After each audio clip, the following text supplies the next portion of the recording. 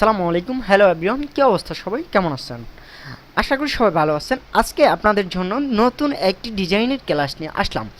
সেটা হলো আমরা ফটোশপের কয়েকগুলো কাজ প্রায় শেষ। আমরা ফটোশপে অনেক কিছু কাজ করেছি, তো এখন আমরা দেখব ইলাস্ট্রেটরের মাধ্যমে কিভাবে ডিজাইন করতে পারি।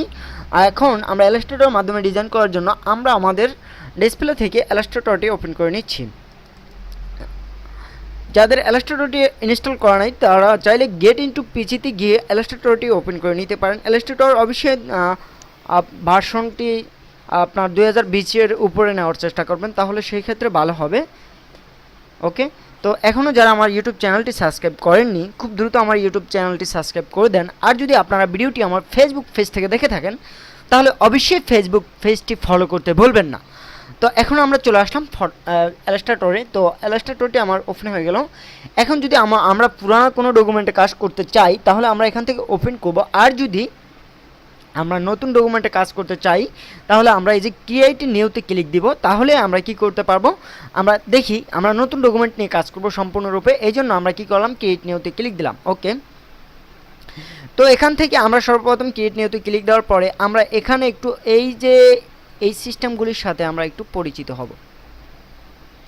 এই যে এগুলোর সাথে আমরা একটু পরিচিত হতে হবে, যেহেতু আমরা কি করব, আমাদের উপরে আগে নির্দেশনা আসবে যে আমরা আসলে এটিকে প্রিন্ট মিডিয়ার জন্য আমরা ডিজাইনটি করব নাকি আমরা অনলাইনের জন্য ডিজাইনটি করব, এটা অবশ্যই আগে থেকে আমাদের সিদ্ধান্ত থাকবে। ওকে, তো তারপর আমরা এগুলির সাথে একটু পরিচিত হই। এই যে আমরা দেখতে পাচ্ছি মোবাইল, এই যে মোবাইল, এটা হলো ধরেন না মোবাইলের কোনো রেজুলেশন বা কোনো ওয়েলপেপার তৈরি করার ক্ষেত্রে আপনারা এখান থেকে এই যে মোবাইল, আইপ্যাড আছে, তারপরে আইপ্যাড রেডিও আছে, স্যামসাং আছে, এখান থেকে আপনাদের যেই কোয়ালিটির মোবাইলটা ওই মোবাইলটার সাইজ অনুযায়ী নিয়ে নেবেন। চাইলে আপনারা নতুনভাবে মোবাইল নিতে পারেন। ওকে, তারপর আমরা দেখতে পাচ্ছি ওয়েব। তো এই যে এটা হলো কোনো ওয়েব পেজের জন্য আমরা ডিজাইন করে এটা ওয়েব পেজে রাখতে পারি। তারপরে আমরা দেখতে পাচ্ছি ফিন্ট। ওকে, এই যে ওয়েবটা যেরকম আমরা ফেসবুক কভার ফটো, তারপর ইউটিউব লোগো, ইউটিউব ব্যানার, এগুলোর ক্ষেত্রে হলো ওয়েব। আর আমরা যেহেতু প্রিন্ট করব, ব্যানার পোস্টারগুলি আমরা সচরাচর প্রিন্ট করে থাকি, তো সেক্ষেত্রে আজকে আমি প্রিন্ট নিয়ে আপনাকে দেখাবো। তারপরে এই যে ভিডিওর জন্য, ধরুন ভিডিও স্ক্রিনের জন্য আমরা কি করতে পারবো, এখান থেকে অ্যাকুরেট মাপ নিতে পারবো। তারপরে আর্ট ইলাস্ট্রেশনের জন্য আমরা নিতে পারবো। তো আমরা আজকে প্রিন্ট নিয়ে আলোচনা করব। ওকে, এই যে এখান থেকে আমরা সর্বপ্রথম দেখতে পাচ্ছি ওয়েট অ্যান্ড হাইট। তো এই যে ওয়েট অ্যান্ড হাইট আমরা চাইলে এখানে পয়েন্টে নিতে পারি, পিক্সেলে নিতে পারি, ইঞ্চিতে নিতে পারি, আমাদের যেটা মিলিমিটারে নিতে পারি, সেন্টিমিটারে নিতে পারি। আমরা আসলে যেই সিস্টেমটা সবচেয়ে ভালো বুঝি আমরা সেটাতে নেব। তো আমি আমার এখান থেকে ইঞ্চিতে নিচ্ছি। ওকে, আমরা ফেসটা নিব A4। এখানে A4 সাইজ আছে, লেটার সাইজ আছে, অনেক ধরনের সাইজ আছে। আমি A4 নিচ্ছি, আপনাদের ক্ষেত্রে যেটা প্রয়োজন হয় তো সেটা নেবেন। ওকে, আমি ইঞ্চিতে নিচ্ছি। এখানে আমি দিলাম, আমি সংক্ষেপে একটা পেজ নিয়ে কাজ করে আপনাদেরকে দেখাচ্ছি যাতে করে টিউটোরিয়ালটা লম্বা না হয়, যেহেতু আজকে ইলাস্ট্রেটরের বেসিক টুলের ব্যবহারগুলো দেখবো এবং বেসিক কাজগুলো আমরা দেখাবো। ওকে, তো এখান থেকে আমি দিয়ে দিচ্ছি আর্ট।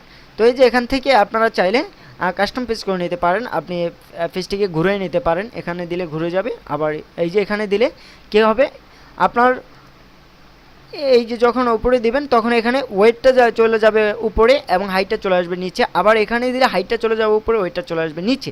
তো এখান থেকে আপনাদের সাইজ অ্যান্ড শেপের মতো করে নিতে পারবেন।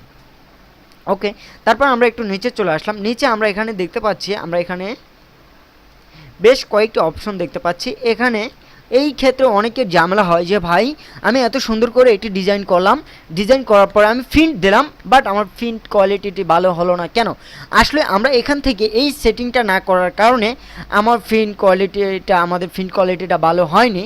আচ্ছা, ওকে, তো এখান থেকে আমরা এই যে দেখতে পাচ্ছি সর্বপ্রথম CMYকে, এখানে মূলত আমাদের ইলাস্ট্রেটর দুটি অপশন থাকে, এই যে RGB, আরেকটি হলো CMYকে। আমাদের ফটোশপে আরও অনেক অপশন থাকে। ইলাস্ট্রেটরের এই সিস্টেমগুলি খুবই আমার কাছে সুন্দর লাগে। এই যে RGB, আমরা RGBটা কখন ব্যবহার করব, আপনারা দেখতে পাচ্ছেন যখন আমি RGB দিয়েছি তখন অলরেডি এখানে একটি নাবোধক চিহ্ন চলে আসছে, মানে এটা হবে না। এটা আসার কারণ হলো আমি এখানে তো প্রিন্ট ক্লিক করে রেখেছি, এই জন্য এটা হবে না।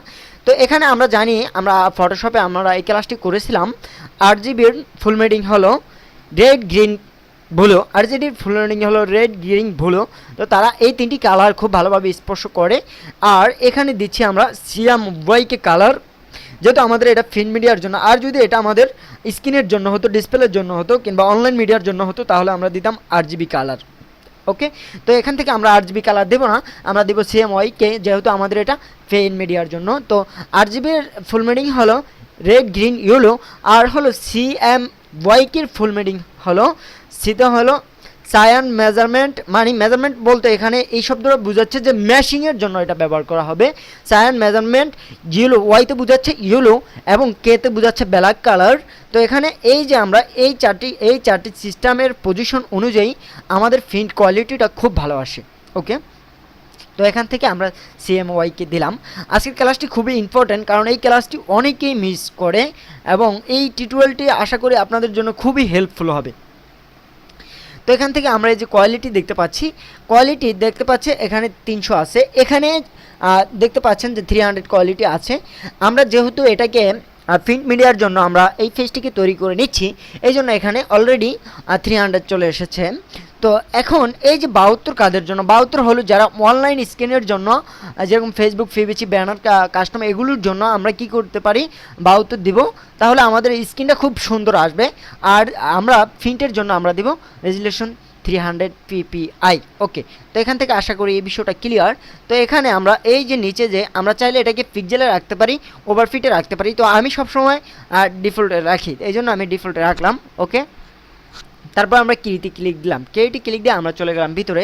তো এখন দেখতে পাচ্ছেন যে কিছুক্ষণের মধ্যে আমাদের কাছে একটি নতুন পেজ চলে আসবে। দেখতে পাচ্ছেন কি সুন্দর একটি নতুন পেজ চলে এসেছে। ওকে, তো আমরা আজকে এই পেজটি নিয়ে একটু কাজ করব, এবং আমরা সর্বপ্রথম ইলাস্ট্রেটরের সাথে একটু পরিচিত হই যে আসলে এটার বিষয়টা কি। তো এখানে আমরা ইলাস্ট্রেটরের সাথে একটু পরিচয় হই। আমরা এই যে উপরে যেটা দেখতে পাচ্ছি এটা হলো মেনু বার, এই যে এটা হলো মেনু বার, আমরা দেখতে পাচ্ছি যে এটা হলো এটাকে ধরা হয় মেনু বার, উপরে এটাকে ধরা হয় মেনু বার। আর এই যে নিচে আমরা যেটা দেখতে পাচ্ছি এটাকে ধরা হয় টুলবার, যেহেতু এখানে বিভিন্ন টুলগুলো থাকে এই জন্য এটাকে ধরা হয় টুলবার। আর এই যে আমরা সাদা যেই হোয়াইট ফেসটি দেখতেছি এটাকে ফটোশপের ভাষায় আমরা বলতাম ক্যানভাস, আর না হয় আমরা বলতাম ওয়ার্ক ফেস, কিন্তু এটাকে ইলাস্ট্রেটরের ভাষায় বলা হয় যে আর্টবোর্ড। এটাকে ইলাস্ট্রেটরের ভাষায় কি বলা হয়, এটাকে ইলাস্ট্রেটরের ভাষায় বলা হয় আর্টবোর্ড। ওকে, তো এখান থেকে আমরা এই যে এগুলো ছিলাম, এখন আমরা একটু এখানে চলে আসি।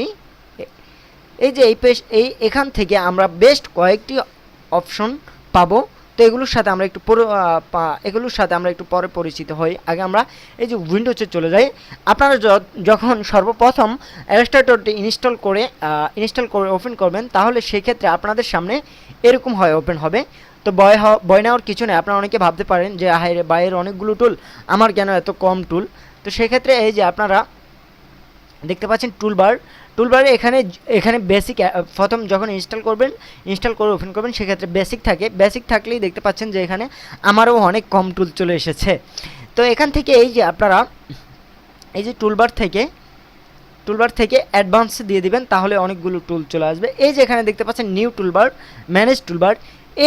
এই টুলগুলোর কাজটা যদি আমি আপনাকে একটু ক্লিয়ারভাবে বলি, যেহেতু এগুলো আজকে আমাদের বেসিক ক্লাস, সেক্ষেত্রে এগুলো আজকে আলোচনা করব না, এগুলো আমরা নেক্সট টিউটোরিয়ালে আলোচনা করব।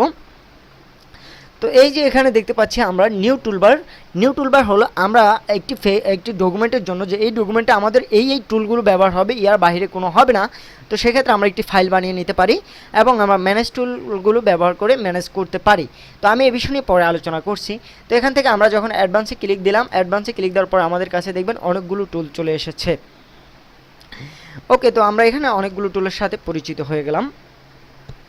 আমরা আজকে ফটোশপ বেসিক সামথিং আর একটু কয়েকটা শেপ নিয়ে আলোচনা করব, এবং আমরা এই যে স্টক কালার আর ফিল কালার নিয়ে আলোচনা করব, কারণ আজকে আমাদের বেসিক ক্লাস বলে কথা। ওকে, তো এই যে আমরা দেখতে পাচ্ছি আর্টবোর্ড। তো এখানে আমরা যখন আর্টবোর্ডে ক্লিক দিব, আর্টবোর্ড এডিটে আমরা ক্লিক দিলাম। ওকে, আর্টবোর্ড এডিটে আমরা ক্লিক দেওয়ার পরে এখান থেকে আমরা চাইলে আমাদের ফেসটির ওয়েট, হাইট কমিয়ে নিতে, বাড়িয়ে নিতে পারি। এখান থেকে আমরা চাইলে আমাদের ফেসটির ওয়েট, হাইট কত আছে এগুলো আমরা বাড়িয়ে কমিয়ে নিতে পারি। ওকে, তারপরে আমরা এই যে তারপর আমরা নিচে দেখতে পাচ্ছি আর্টবোর্ড। এখন আমরা যখন প্রিন্ট মিডিয়ার জন্য কাজ করি, আমাদের অনেকেই অনেকগুলো আর্টবোর্ডের প্রয়োজন হয়। তখন আমরা সেক্ষেত্রে কী করব, এই যে প্লাসে ক্লিক দিলে দেখতে পারবেন আরেকটি আর্টবোর্ড তৈরি হয়ে যাচ্ছে। এই যে যখন আমরা প্লাসে ক্লিক দিব তখন দেখবেন যে নিত্য নতুন আর্টবোর্ড আমাদের কাছে তৈরি হয়ে আসবে। তো এই যে আমরা দেখতে পাচ্ছেন আর্টবোর্ডে ক্লিক দেওয়ার পরে আমরা এখন প্লাসে ক্লিক দেব বলে দেখতে পাচ্ছি যে নতুন আরেকটি আর্টবোর্ড চলে আসছে। তো এইভাবে আমাদের যে কয়টি আর্টবোর্ড দরকার আমরা প্রতিটি আর্টবোর্ড কী করতে পারবো, সিলেক্ট করে নিতে পারবো। তো এখান থেকে আমার এই মুহূর্তে এতগুলো আর্টবোর্ড দরকার নেই, আমি একটা আর্টবোর্ড নিয়ে নেব। ওকে, আমাদের একটা আর্টবোর্ডের সিলেক্ট আসছে, চাইলে এটাকে আমি ডিলিট করে দিতে পারি। আমি এটাকে ডিলিট করে দিলাম। তো এখন আমাদের এখানের প্রায় কাজটাই শেষ। এখন এই যে আমরা দেখতে পাচ্ছি এখানে আমরা ওয়েট হাইটগুলো কীভাবে ফেজে থাকা অবস্থায় আমরা কমিয়ে নিতে পারবো। তো এই যে এখান থেকে আমরা ক্লিক দিয়ে আমাদের যেটুকু দরকার দেখতে পাচ্ছেন এখন অলরেডি বাড়তেছে কমতেছে, এখান থেকে কমিয়ে নিতে পারবো। আমরা যখন এই যে এটাকে অ্যাড করে দিব, আমরা যখন এটাকে অ্যাড করে দিব তখন মোট কথা হলো চতুর্থ ছাড় থেকে এটা একই মাপে বাড়তে থাকবে কমতে থাকবে। তো আমরা এটাকে অ্যাড করে কাজ করব, যে আমাদের যেই ক্ষেত্রে এটাকে অ্যাড করার প্রয়োজন হবে সেক্ষেত্রে আমরা অ্যাড করে নেব। ওকে, তো এখান থেকে আমাদের কাজ শেষ। এখন আমরা দেখব যে কিভাবে স্টক কালারের এবং ফিল কালার ব্যবহার করা যায়। তো স্টক কালার ফিল কালার ব্যবহার করার জন্য আমি সর্বপ্রথম একটি শেপ নিলাম। ওকে, আমি এই শেপটি নিলাম। আমি এখান থেকে ফিল কালারটি রেড করে দিচ্ছি, কারণ রেড কালারটা চমৎকার একটি কালার আসে।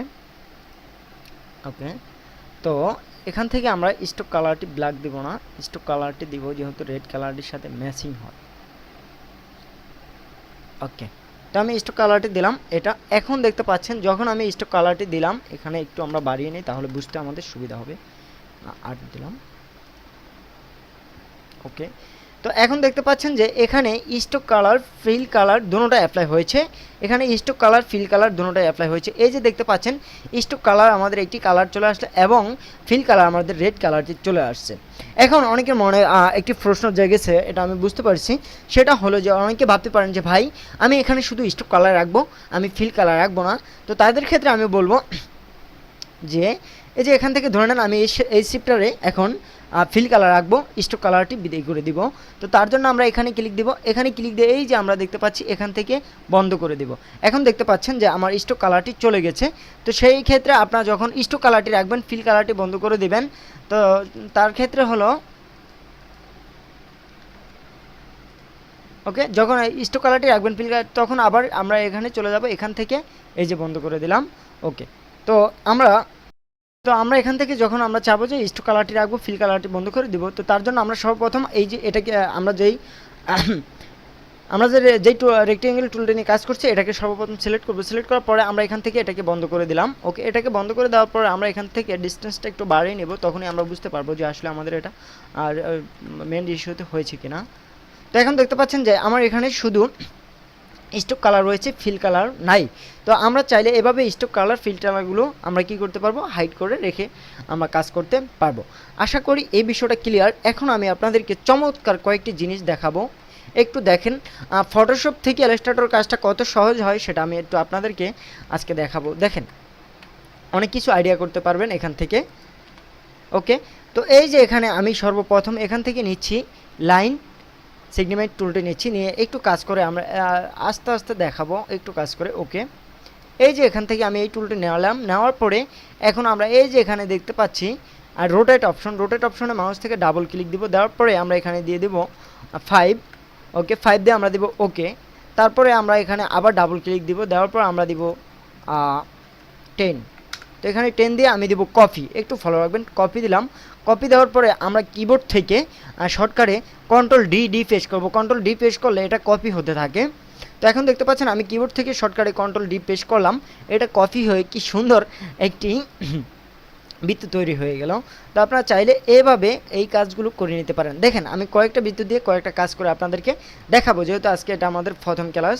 তো এখানে আমাদের এই বৃত্তটা রাখলাম, তারপরে আমরা আবার এখানে চলে যাব। এখান থেকে আমরা নিচ্ছি এই টুলটা নিচ্ছি আর্টস টুল। তো এখান থেকে আমরা এটাকে করে দিলাম, এখান থেকে এটাকে বড় করে নিলাম। আবার সেমভাবে আমরা রোটেট করে নেব, আবার এখানে দেব 5। ওকে, একটু দেখবেন কোথায় কি করি, কোথায় কপি করি, কোথায় ওকে দেই। তারপরে আমরা এখানে দিব 10 কপি। ওকে, তারপরে আমরা এখন আবার কন্ট্রোল ডি দিয়ে দেব। দেখবেন এখন আরেকটি সুন্দরভাবে তৈরি হয়ে যাচ্ছে, কি সুন্দর দেখা যাচ্ছে। এখন দেখতে পাচ্ছেন যে কি সুন্দর একটি, আমি এখান থেকে কালারটি একটু,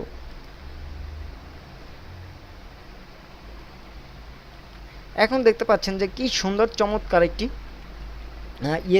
বৃত্ত তৈরি হয়ে গেছে। তো এইভাবে চাইলে আপনারা খুব সুন্দর চমৎকার ওয়েতে বৃত্ত তৈরি করতে পারেন। তো এখন আমি আপনাদেরকে আরেকটি করে দেখাবো। আসলে এগুলো আমার কাছে এগুলো মনে হয় যদি ফটোশপে আমরা করতে যেতাম তাহলে আমাদের প্রচুর টাইম লাগতো, বাট এত টাইম দিয়ে তো ডিজিটালের যুগে এত টাইম দিয়ে তো কাজ করা আসলেই সম্ভব না।